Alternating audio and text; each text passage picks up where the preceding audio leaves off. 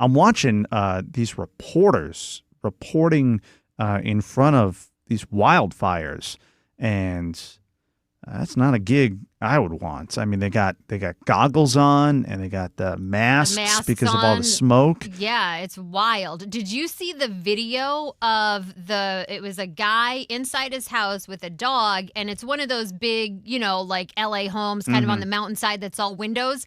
And he's trapped in the house, and it's just all fire, just all outside the windows, burning around him. And he's inside the house doing video and then reassuring the dog we're going to be okay. But I don't think he was able to get out. Really? Yeah, and I mean, that video, reporter James just said that the person who did that video did end up getting out. But it was going viral like all night last night. Yeah, I mean, these wildfires, especially with these winds, it's really, really windy there right now. They move so fast. I mean, I remember with past wildfire stories of people who they tried to get out, and then you get stuck in traffic, things like that, and they end up burning to death in their cars. Yeah. Covering wildfires is one of the worst things you can do. I've covered them here in Florida, and what happens is the smoke gets into everything. It gets into your car when you're out near the location, and it doesn't go away for weeks. Really? And and you can feel the air as you're breathing it. You know you're breathing in toxic air because there's really nowhere else for you to go, especially if you're downwind from one of these wildfires. So it's really a terrible situation. And I feel for the folks out there who are dealing with it. No, yeah, the reporter for Fox News who's out there, he just had it looked like a giant coughing fit trying to do his report. I mean, they're right in front of these fires. I assume they're positioned to where if something turns, they can get out of there real fast. You would hope so. Yeah. I mean, the images are they're horrific. Now, we obviously are not dealing with wildfires, thank God, here in Florida, but we do have some really cold weather this morning. Yeah, it's been chilly throughout the entire state. The further north you go, the worse it is. We've had temperatures in the 30s. There have been freeze warnings issued for some of the northern counties. And a story out of Citrus County, which is on the northern edge of the Tampa Bay area. A lady who's in charge of nonprofit shelters, she's trying to figure out if the cold actually led to her losing her home. A lady who runs the Basic United Cold Weather Shelter in Homosassa, Christy Jocelyn, is the executive director there, and she's been helping homeless people get out of this kind of weather. She had a burn pit that had embers floating away because of the winds, and it apparently led to her house catching fire in Inverness. So an unfortunate situation for somebody who's right in the thick of helping folks get out of the cold weather. And, obviously a lot of safety tips have been going out about what to do with space heaters and other things when you're in this cold weather, because it's gotten so cold that a lot of people have had to do something about it. Normally in Florida, we can sort of get by without turning on heat and things like that. I turned on my heat. Yeah. Did you? Oh, you did? Caved? Yeah, I finally caved. First time. Yeah, because it's going to be such a extended stretch of cold weather. Like the cold weather we've had up to this point. It's just been a little bit like you can get through the night with it and then it's fine. But you sit in your house a lot. You need to, we don't want you freezing. Yeah, it can affect business. You got nurseries that are covering the plants. We've had stories about the tropical fish farms that we have here over in eastern Hillsborough County and Gibsonton. Yeah, they've been using special devices to keep them from getting too cold. So the manatees, they get cold. They get cold. I mean, this seems kind of laughable to folks up north. But down here, this is not our weather. No. Right? I mean, we're just not set up to deal with it. And so whenever we get a stretch like this of several days of like repeated cold temperatures, it becomes an issue.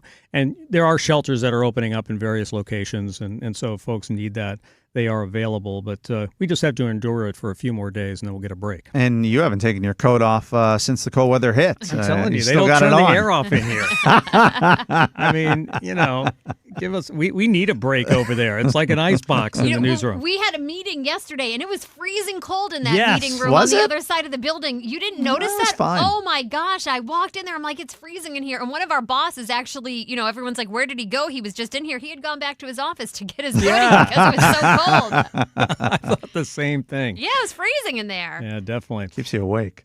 So weeks after the release of a congressional report on sexual misconduct allegations against Matt Gaetz, the former U.S. representative told the Tampa Bay Times he's starting to think about running for governor. Of course he is. In 2026. He says his top issue right now is the insurance crisis. He says Smart. he would not hand the keys over to the insurance industry and would be pro-consumer, which is obviously music to the ears of a lot of homeowners. And as for making an official announcement, Gaetz says he'll pray about it.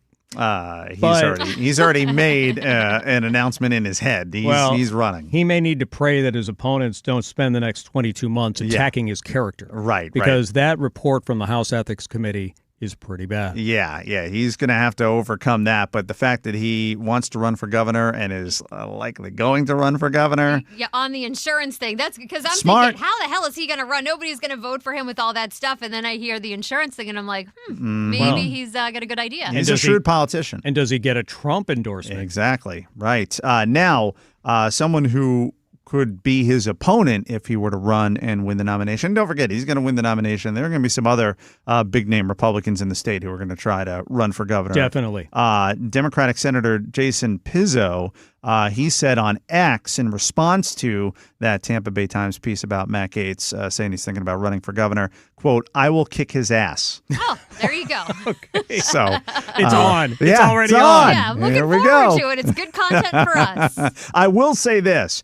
If Democrats, they've just been destroyed here in Florida. If they want any chance of having a shot at competing in the upcoming gubernatorial election, probably a good idea to go with someone like Jason Pizzo. I mean, the work that he did during the unemployment issue during the pandemic was, I thought, fantastic. I mean, he was really going to bat for people who were fighting to get their unemployment benefits. Then he just highlighted that issue with the DMV, the long lines and all of that. Yep, calling it out. Yeah, so I think he'd be more along the lines of a Democrat who might at least have a fighting chance. But 2018 seems like such a long time ago. That's when the governor's race went to a recount with DeSantis and Andrew Gillum. Oh, yeah. And the same with Rick Scott and Bill Nelson.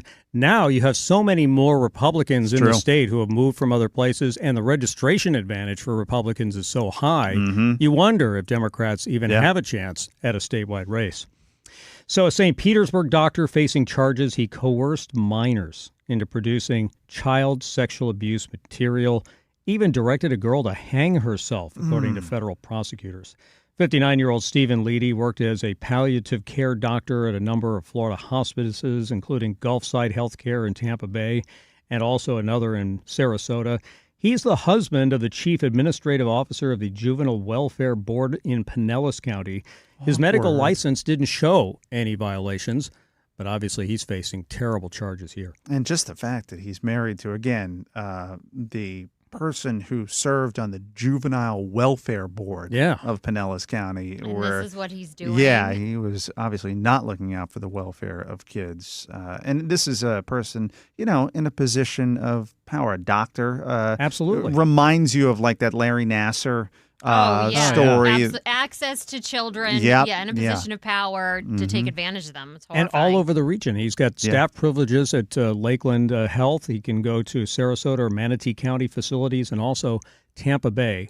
So this guy was a prominent doctor with influence in a lot of places, and really scary to think that he may have been engaged in this kind of activity. All right, Chris Strankman with today's top stories. Chris, thanks so much. Thank you.